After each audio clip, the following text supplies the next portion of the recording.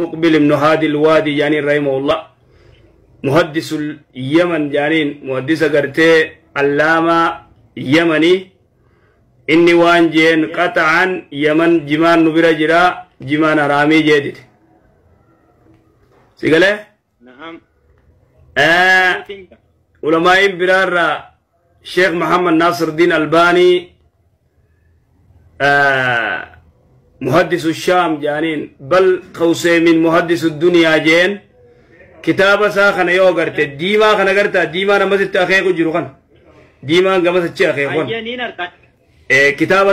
كتابة سن كيست كتاب نسو سلسلة ضعيفة جانين حديثة ضعيفة قفا كيسة جرا أجرت وانجي باب تحريم القات جيتي فدا جمان رام تو جي جمان أخوة يسأل عن القات عن حكم بيعه وأرباحه وأكله. القات محرم لأنه من المخدرات، لا يجوز بيعه ولا يجوز أكله ولا يجوز. إبادة حرامي نمني جماع غرغرو أكنا ما فرش غرغروتي مالف وان نما ماتشيسوف غرينا ما نماتشيس جماع خونسي غلي غرينا ما إفرام فتشيس أماس إسراف نشرت بوسونيس كساس نشرت بوسونيس meeqantam tu jira hajimaa qamee nama ajjeese hajimaa qamee gartee haqa jaartiin guunne jimaa qamee gartee hamaraatu jira hagartee fiiloon isaa oltutu jira haif jibbu jira hawaan dalaguuf waan isu wallaale ani mataa histiin kijibu nama jimaa qamoo jigaaf tokko makiinaa yaabbadhee asii karaa fagoo gartee steeta ala jechuu Ameerikaa ala deemuudhaaf obboleessoo makiinaa tanaan osoo deemnuu yabbaleessoo makiinaadhaan deemnanoo xayyaaraan deemu jira adda wallaale obboleessoo. Muhammad Amiddin caatiin haraaman jenne. Dr. Jeylaan caatiin haraama hin jenne aalimtichi guddaan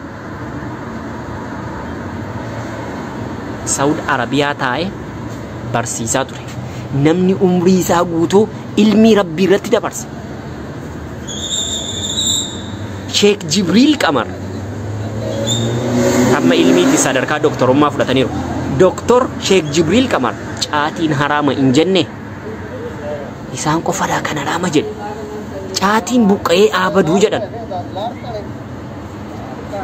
Mirgan qabani caatiin buqqa'ee abaduu jechuun sababaa maaliidha sababaa isin harkaan itti deemtaniif? Sababaa maaliidha sababaa isin afaan xiqqeessa haafu silaa?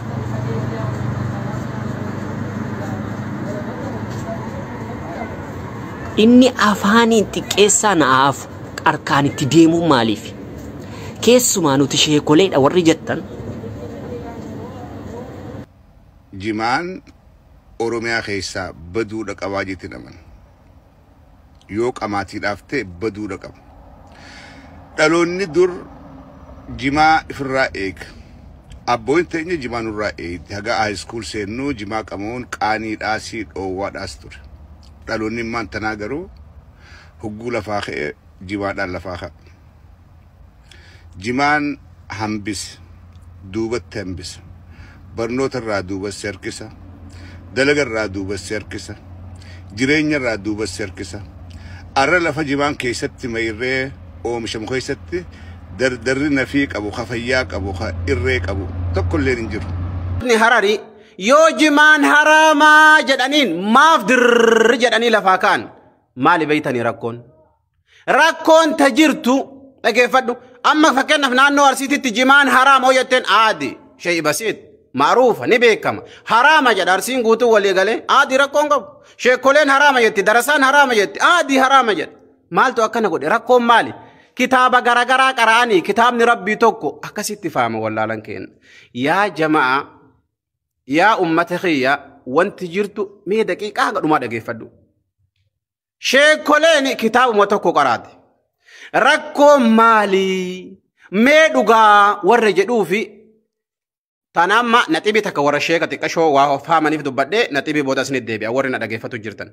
Warra sheekatii fi warra akka kanaa darasaa kana shari'aa islaamaa tana keessa wanti jirtu jara kenna awwala quraana rabbii keessa argu takka lammata hadiisa Muhammad alayhi salaatu wassalaam keessa argu lama sadaffaa waan jumhuurri irratti waliigale baay'inni sheekolee garam jira sadi inni afraffaan qiyaasaa waan jedhamu tokko jira. Qiyaasa jechuun fakkeenyaaf waan tokko yoo ka dubbatamu taate waan tokko jala galchanii. Fakkeenyaaf Nabi alayhi salaatu wassalaam wanni nama sakkarsu wanni nama sammuu namaa tuqu hundi haraama yoo jedhan achi jala jira wanni nama sakkarsu wanni waa nama godhu guutuun achi jala seena.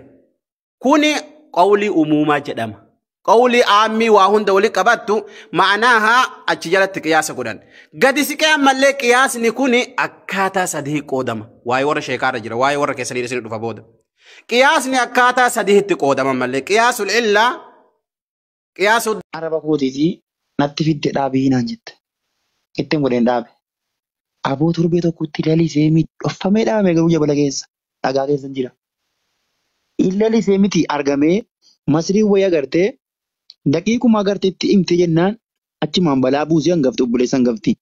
Balaa buusee na buqqisiisee na gubsiisee qabbaramee jedhe. Egalee maaliyyuu biqilcha achi barbaadetti garuu haraama jetteetii kaasifte ashiira na dhaabsifte kaate.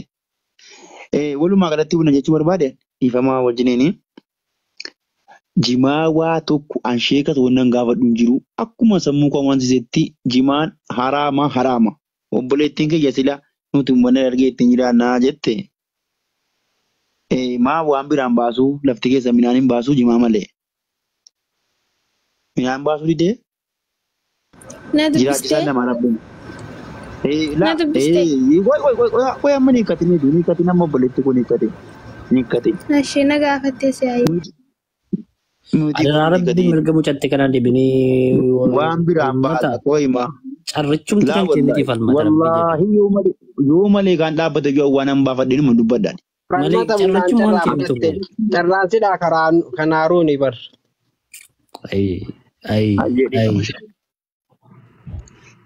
Haaruun itti falmataadha haaruu irraa dubbatu falmataani mucattiin ammas kan afurrattu deebitee walitti qabde. Mucattiidhaa carraan kennine.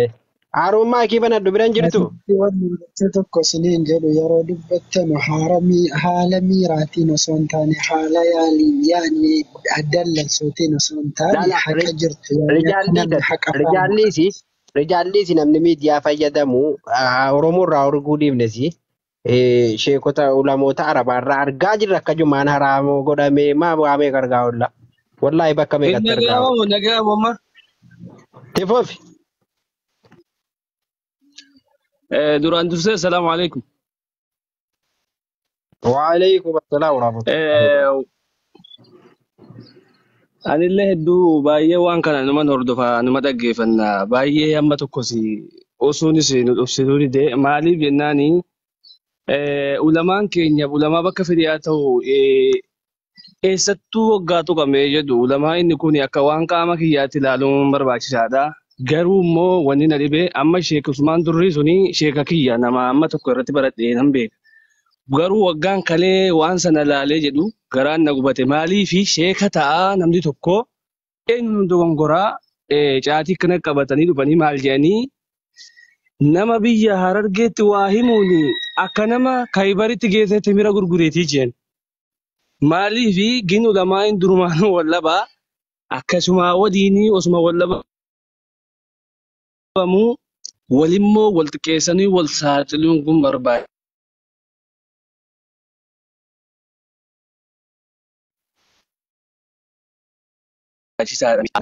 Kan ragaan utoo maani isheenii kana jedheen hojii jara uummata warra Soofiyaatii jeen. Keenya maani ragaa fi daliilaa fi ragaa quraanaaf hadiisaan nu dhiyeessuu qaban ulamaan illee. Isheenii kun fakkeenyaaf amma Sheek Adamtuu akkana jedhee ogaa jedhanu Rabbi rahmata haa godhu ragaadhaa wajjin baasee uummata irra dubbachuu qaba. Fakkeenyaaf isheenii tokko kan uummata fuuldura jiru. Yoo immoo akkuma kana jedhee fudhatamuu hin qabu ragaadhaa wajjin dhiyaatuu qaba. Amma fakkeenyaaf biyya Arabaa kana haa jennu inni akka Sheek Fawzaanii ulamaan gurguddaan biyya kana keessa jiran caatiin haraama shiishaan haraama sijaaraan gulli isaatu haraam jedhaniin biyyittiin buluu dideetti fayyadamuu jira. Amma fakkeenyaaf biyyi biraa tokko fayyadamu kan keenya biyyeen keenya ni dandeechuu qabna. Caatiin kun obboleewwan keenya waluma sossodaatamee ummata keenyatti jiraachuu jiraadha malee namni caatiin qamaan hin jiru. Nuuni hundinuu ni qamaana. Biyyi keenya dhimma buna jedhame malee caatii hamma yeroo ammaa keessatti argaa jira baay'isee dhaabuu jira hinuma qaba. Gin immoo osoo namni tokko waan inni jedhe hin laalin maqaa namaa baasanii akkana gochuun kun walxiqqeessuun kun obboleewwan tokko ta'a islaama tokko ta'a oromoo tokko ta'a walxiqqeessuun baay'ee hin qabu faayidaa hin qabu. Asumaan caatii baadhatanii akkana ishee as bayiitii dubbadhu maarreedhaati akkana jechuun kun baay'ee qalbii na cabse wallaahi. Walaakini caatiin dhibbaan dhibbatti akka haraama ta'e ulamaan ni beekan osoo beekanuuti dubbachuu dhiisan maaliifi namni keenya irra hedduun kan dhufee asirratti amma waa'ee caatii kana dubbatamuu jibbu kun man ahabba shay'an akthara dhikrahu jedhan namni waan tokko hoggaa jaalate wooma isaa kana tuqamuu hin fedhu. Wooma isaa kana tuqamuu hin fedhu. Ni yaamatti. Maaliifi waan inni jaallatu tuqeeka. Kana waan ta'eef jireenya biyya keenyaatii fi ittiin jiraatamuu jira amrii mutashaabii warri jedhus ni jira. Wanni kun wal fakkaataadha haraamiif halaaliif hawaakiya keessa waa gala. Ka akka Sheek Muusaa Suwaala Rabbi murii haa dheessu. Fawaakii umaayyuu warri caatii jibbu warra hin qabne lafa isaatiin baafne dhufee haqama hojjetan. Gin immoo yoo ka'anii har'a caatiin kun haraam jedhame uummata hedduu dallanuu jira. Maaliif ulamaan beekaa dhiisan. Abbaan isarratti haraam ta'e haa dhiisuu kan jedhuudhaaf ulamaan hedduu irraantuu qabu. Maaliif hajjii warri ittiin dhufuu jiru. Warri kitaaba ittiin barsiisuu jiru. Warri kitaaba bituu jiru amma godina Harargee keessa hoggaa teessan darasoonni biyya Jimmaa irraa hoggaa deemee baratu.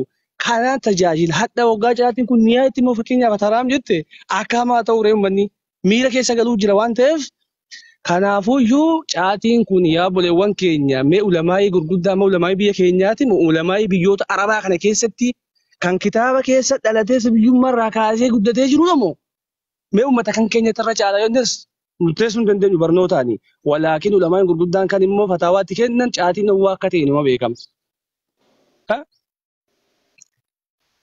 Maaliifuu obboleewwan keenya baay'ee hedduu dongorriis numa jira waan sheekaliin dubbatan sanii fi mee waan sheekaliin dubbatan irra laalaati haqa rabbi dubbadhaati qulil haqa walau kaana murra jeen haqa osuma siin didduu haa dubbannu kan ulamaayin sheekan gariin caatii kan baadhatanii dhufanii sirra dubbatan kun garaa nama guba maal jedhanii ummatuma keenya Harargee kanatti waa'ee maa osoo khaasii baafamee Harargeedha jedhame maala taamure. Somni baasee khaasii caatii biyya Harargee jedhanii sheelii islaa waan biraa keessa galchuu deemee jiru manni. Sheekaliin kan irraa dubbate waa'ee naannoo caatii akkana irraa dubbate. Rabbi sodaadhaa obboleewwan keenya. Warri fakkeenyaa waa beekna jettanus Qur'aanaa fi hadiisa abbaasaa dubbadhaa malee akkuma kanatti as baatanii jiraadhuma kan. Waan tokko hin goyna. Ati aaruun Quraanaa fi hadiisni maalitti ta'uu dubbatte fakkeenyaaf warra keenya warra caatii halaala jedhee deeggaruuf Quraanaa fidaadhaa jirta moo warra mormuuf Quraanaa fi hadiisa fidaadhaa jirta Quraanaa fi hadiisa? Allakki caatiin akka ani caatiin warri halaala jedhee fakkeenyaaf caatii koo halaalaa jedhu ragaa halaalaa fudhatee asabahuun jedhaan. Warri immoo haraama jedhu irratti Allah inu rabbi haa gargaaru. Maaliif jennaan ulamaa'ii gurguddaalee mee irra deemaa laala. Assalaamu alaikum warahmatullahi wabarakatuh. Irra deemaa laala. Waalaikum wabarakatuh. Yeroo dheeraan qabu Haaruunii warri halaala jedhu yoonni Quraana. Si amma carraan qabdu carraan kan kee miti. Callisi abbaa irree dhufe immoo abbaa irree diktaatariin keenya. Kee miti carraan. Baay'ee afaan qabatu dhaggeeffatu yeroo dhaggeeffatu. Kee miti taasa kee miti diktaatarii geessi mandara geetti. Politika kee miti. Kanamummaani dharaamaa karaa lamii haasoftumoo zeeroodhaati politikaadhaan. Politika haasofne yoo barbaadde. Amma walumaa galatti ulamaa'iin kan keenya itti amma osoo wal gahanii dhugaa haqiiqaa dubbatanii warri haraamaa miti amruun mutashaabii wanni kun wal nutti fakkaata warri immoo fawaakii amma kun akka tuffaa fi aappilii fi waan adda addaati maangoolee warri jedhus as bahanii ummanni warri waan beekne nuti jaahilii waan adda addaa keessa gallee maqaa namaa dubbachaa hamii galaa ooluurra as bahanii dirree baasanii himuu qaban. Sinii galee dalagaa godhatee ummanni sirraa yeroo hunda walii wanni jechaa ooluun faayidaa hin qabu. Tokko garuu gini immoo caatiin kuni kullumaa kaamara alcaqlu haraamun jedhe nabiin alayhi salaatu wasalaam wanni aqlii namaa jijjiiru haraamee jedhan. Kanarratti maal jedhan ulamaan illaa dammaa yoo nyaatan damminuuyyuu waggaa hawwaasaa nyaate si macheessaa ho'innaan dammaaf kaan adda hin ulamaa jira dubbatanii. Kana waan ta'eef caatiin obboleewwan keenya waggaa gamaadeetti aqlii namaa hin jijjiira waan ta'eef caatii namaa haraam jechuu nuti jennus ati jechuus faayidaa takka hin qabu. Maaliif sirraa hin fudhatu manni maaliif ulamaan gurguddaaleen jiran sarragaa fudhatanii قرآن في حديث في دني إلى أكنا نجنان حياك الله أكسيون إنجل galatooma ulfaadha. Taaptaa godhaa ka Oromoo maa ta'etan taaptaa godhaa. Caatiin nama sakanaan harkaan dabareen irraa naga bitaa. qabeera dabareen natti deebine Keeti Abumaariin taaroo baate taaroo maal baate. Abumaayir siraata maalii qabaree nama haasaa beeku wajjin haasofta haasaan beeku Abumaayir maal isaa wajjin kan haasoftu poolotikaadhuma wal gaafanna malee waan kana keessan galchina Abumaayir. Polotikaa miti jechuun waa'ee dhimaati. Polotikaa Ani finni poolitikaa sunna. Gadda hojii manaa kenneef sagantaa adda bilisummaa Oromoo dubbisii kottureen gaaffiin gaafadheef deebii irraa barbaada har'an. Obsi Dindala dubbiirra Bashir waa'ee dhimaarra irra. Sagantaan kooti gaamma carraan kooti nan dubbadda amma. Dhugaa Hin kennitu dabaree koo namaa badanna baasta malee. Haaya. Yoo jenna mana baasee ka'e. Taarootti baasee dhiiteera. Maal nyaate? Tiiti kanaarin miira keetan galiin kakala. Taraa gaddu abbuma haala nu jeekini taraa kee gaddu dubbaddu. Taraa sinneessita? Moshilaaqa. Abookii ajjati nama rabbiin irra kaa'e. Abumaayir taa'ir qoroodha waan ta'eef. Bakka jiituu qabu silaa manan beeka. Yalla itti bubadda titintan. Wallahi bilookii godhi. Yaadi kiyyaa obboleetti keenya narraa na dubbattu yaada keessan hundayyuu nan fudhadha. Amma maal amma kan hin dubbachaa jiru yaadni keessan hundiyyuu naa ta'eetu isin warri amma jimaa kana gara hin ta'utti harkisaa jirtanu hawaasuma keenya hawaasuma jimmaa amansiisuu hin dandeessu abbootima keessan. Maaliifi amma dubbii gara moolidaa tokkotti deemaara beektu. Amma moolidaa baay'ee jibba namni keenya. Moolidin immoo afeera ittuu jabaate ho'aa jira amma faashinii ta'e. Amma biiraas yoo fudhatte waan akka sigaaraa shiishaas yoo fudhatte shiishaaf sigaaraa maal haraama jedhee kitaabni tarii lafatti kaa'uu danda'a isa sentu beeka. Garuu immoo galii guddaan biyya sanaaf kan argamsiisaa jiru isuma sanadha. Hin dandeessu hawaasuma keessatti gadi baatanii daawwaa kana lafa qabsiisuma miidiyaa marraa ajandaa ta'uu qofa. Maaliifan kana isiniin jechuu barbaade jimaan haraama jedhamee yoo kitaabarra kaa'ames abbaan ittiin jiraatu numa ittiin jiraata akka shiishaa akkuma biiraa akkuma sigaaraatti waan baay'ee nama yaaddessu hin qabu jechuu barbaadeetani. Inni immoo isin biyyoota adda addaa fakkeenya fudhattanii keessanii inni politika siyaasa diinagdeeti. Biyyi tokko waan oomisha ishee hin qabne akka biyya ishee galuu hin barbaaddu. Maaliif hin barbaaddu? Gibiratitti guddataa, qaraxi gatiitti guddatuuf taaksii sana kaffaluu baqa biyya ishee galchuu hin barbaaddu. Ameerikaan amma caatii jibbitee miti kan isheen hin galchine. Biyya kana keessatti wanni kun gatii hin jirree fi kanaan dura gatii hin beekamnee fi baay'ee gatii hawaasi biyya kanaa waan kana qamaurraa fedhii akka qabu gatii beekanuu fi taaksii biyya biraatii kaffalanii waan kana galchuu hin fedhanu. Kanaaf achirratti qabu malee asheesheen sigaaraan wanni gurguddaan sammuu namaa fixu biyya kanatti akka marziitti wanta lubbuu kee gaagaa hundatiyyuu si fayyamama. Shiishaa fudhadhu. Dhugaa dubbachuuf haga sigaaraaf haga shiishaa wanni nama miidhu hin jiru. Amala warri irra caalaan as keessaa jimaan haraama jedhu shiishaa harkifattanii taa'aa jirtu irra caalaan keessan. Saayinsii dhumaanu fayyaa dhumaan wanni haga shiishaa miidhaa geessisu hin jiru fayyaa irratti. Jimaa garuu eenyu abbaasaa qorate fayyaa irratti miidhaa akkasii qabadee iddoo ogeessi fayyaa ragaasaa baasu. Ragaa saayinsii qorannoo irratti kan bobba'e laaboraatooriin kan lafa kaa'e hin jiru jechuudha. Kanaafuu jimaan akkas hin jettani waan baay'ee hin jettan irratti waliin hangala. Garuu isa dhaqnee ijoolleen harargees namoonni harargees ofitti hirkisuun irra hin jiraatu. Dhaqanii ofitti hirkisuun irra hin jiraatu. Jimaan haraama jedhamees afaan jiru akkuma biiraa ta'a malee madda galiiti wanti balleessu hin jiru. Moolidii iyyuu namni isiniin jechuu barbaadeetanii galatoomaa xumureerra yaada goo. Galatooma. Galatooma isiniin jenneerra. Saddeeti carraan as irraa.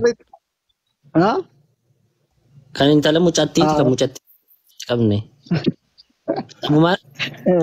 لا دبتي dubbatee mugaatti darbee Laakiin ani ilmaa isaa dheeraa asirratti hin qabu.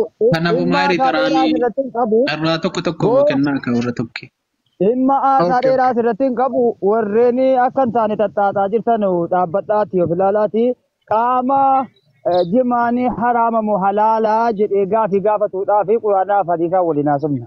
Jimaan akkamitti akka inni halaala ta'e warri haraama jedhe immoo akkatti haraama jedhe qabxii 2-3 qofa dhiyeeffachuu qaba warri haraama jedhe. Garuu akka jimaan halaala ta'e immoo quraana irraa bakka 2-3 isinii dhiyeessuu hin danda'a.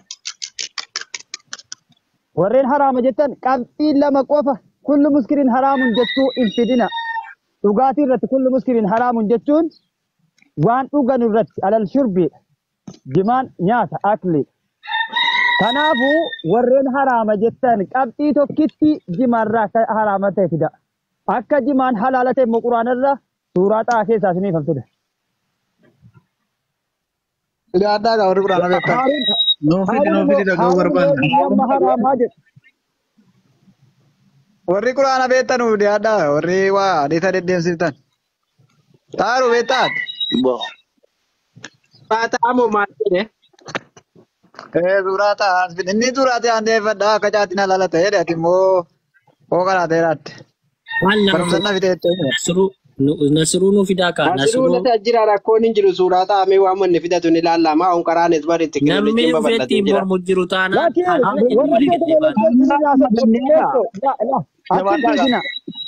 Fiigina walii gadi fiigina. Yeroo namni waa takka dubbatu isa kootii malee jechuu kana wanni arra gadali nu seesisaa jiru. Okey, Abu Mahir nu suuraa ta'aa yatamee kamee jumaa jira achi keessa.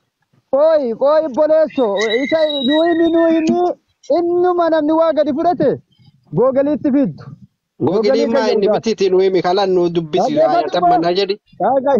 Dhaggeeffadhu taarri googaliin nagini googaliin miti dubbiin googaliin. Afaanin banini kulu wara'u an'amakum bakka jedhu banat beeta yoo ta'e kulu wara'u an'amakum. Min dana kaffalaa jirtu ana karaasisuutti waan hin beekne keessa laata. Inni tutana sobaartaka hayaasa wajjin nu amansiisuu barbaadda miti. Laakki daliilatti qabaani. Daliilatti qabaani. Jumaana laata daliilatti qabaani. Sa'aatii keenya dubbiniiti. Sa'aatii keenya dubbiniiti. Beeta tana suuraasaa wajjin nutti. Suuraa haa keessaa kulu wara'u an'amakum bakka jedhu ilaalladhu. Hayaa meeqa? Afaa meeqa? Jinnii kee dhaabi. Akkamitti ayyaatu intu baay'ee qabaa.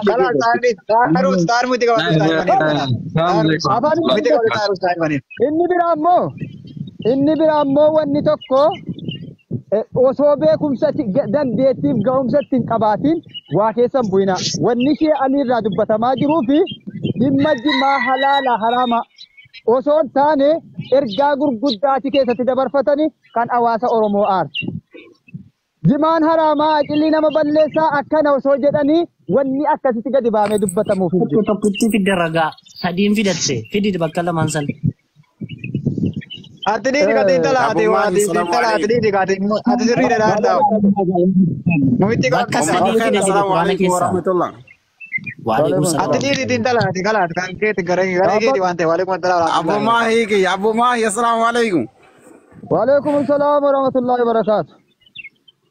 Eeffama uummata daqiiqa mata akkasiin biraan turu maayikii isinirraa fudhachuuf. Turuu qabdu malee deemuu qabdan. Maali Abu Mahir har'a mootu waan biraa fiddanii maali salaamu alaikum maal jechuu jirtan saa? Jimaan halaal. Ani waa'ee jimaa isaa jira obboleessa awwaluma nagaa si gaafataaraan. Aboo nagaa maalii qabna salaamataa jette sheeka salaamataa kee jawwabne ammoo akka waan ol hin beekne tole hin takkaan obboleessa. Itti fufiga. Maal ol taree maal lama jala obboleessa rakkoon. Bakka sadi lama tafee afitatu Abu Mahir carraan kan isaati waan ta'eef tasgabbaa nu dhaggeeffadhaa gaaffinni gaafatu deebinuu deebisa qur'aana keessaa bakka sadiin fila bakka jimaan halaala ta'e jedhe. Intalaa dhiifama. Qur'aanuma santu waan inni qaree santu hin ta'ine bar lafzi maan qaraane barama mee lafzi maa deebii qaree jedhin lafzi maa qaraan jiru bar. Akuma waa'ee Quraanaa dhiisi. Mee maaltu haraama maaltu halaalarraa nuu himi mee. Waa'ee Quraana lafzi makaraan jedhu. Waan halaala rabbii godherraa nuu himi bakka waa'ee Quraana keessa kaawwa baatillee maaltu haraama maaltu halaalarraa nuu dubbadhu mee. Haraamnis ifa galaadha. Haraamnis ifa galaadha. Wanna hundayyuu Quraanaa fi hadiisatu lafa nuu kaa'ee deeme. Wanni Quraanaa fi hadiisaan ala isin haraamessuu fi halaalessuu akkan jirre jalqaba irratti hubachuun baay'ee barbaachisaadha.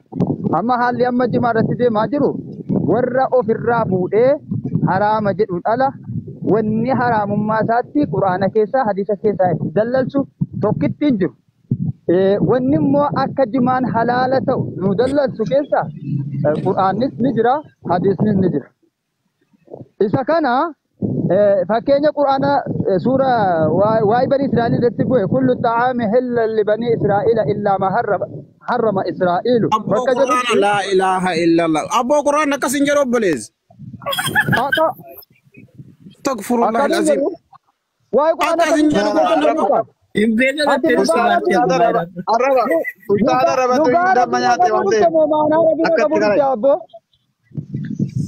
Quraana tu taane jechuu isaaniiti.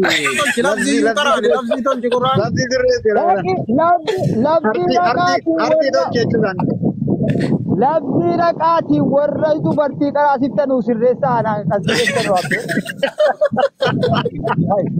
Abadaan yeroo ammaati bakka Abumaayir. Wallahi. Ina fufti Abumaayir bara Abumaayir jechuun madda sobdi bara. Dikala muti kabadda. Maa buuftan. Mee dhaggeeffadha obboleessi daqiiqa jara kenna daqiiqa. Abumaayir abaa shiraasa. Wallahi buutina. Ndagedena mudiran kaas. Abumaayir. Modi tara kama bar. Maa buutarre kala tin buutinak. Nam tokko tin buutinak. Bu'aa mucaa namni Yoo sinii ta'e dhaggeeffadha. Nam tokko tin buutinak. Arraban jiru waan ta'eef yoo sinii ta'e dhaggeeffadha. Yoo sinii ta'e deema. Quraana barbaaddachuu deeme jedhe. No argaan jira nama buuse. Hin buutina. Maa buutan. Quraanan beekan jedhe machi mallinuu kalaaqi nutti karaafan. Abootiin talaa maal wobsi gaabooti. Intala maalati maal taate?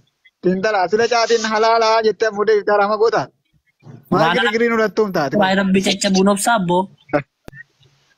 Quraani caccabaan jiru meeqa qaree gamma kanatti. Abumaayir akkattiin qabinaa jira keenya nu caala xiqqoo silmii qabaa yaani waan rabbii keessan buusiniiti yaada kirraa kenna dhabu Abumaayirratti si ustaazni keenya ustaaz Nasruun jiranii maaliif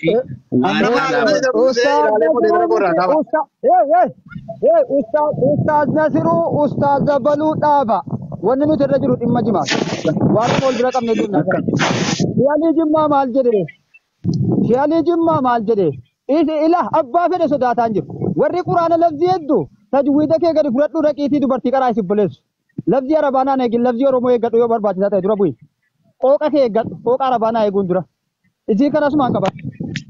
Waa'ee immoo Quraana tafsiraa waliin gadi baana. Jimaan haraama moo halaal? Wallahi Quraan rabbi akkanatti rubste inni shi namitti kana wajjin mara jataan jiru. Intala muheeti intala muhiti qabattu. Quraana tattaafaa waliin naasuun namichuru qaba. Labdii Arabaa jagee kaa'u labdii Arabaa maaliiti jecha rabbiiti. Quraana tuqee kun labdii Arabaa yeroo jedhu Quraana tuqee moontunne. Labdii Arabaati jecha rabbiiti. Michuu ofee. Deebisinaa kalas. Michuun deebisin maaliif? Wallahi deebimne harree kana. Waani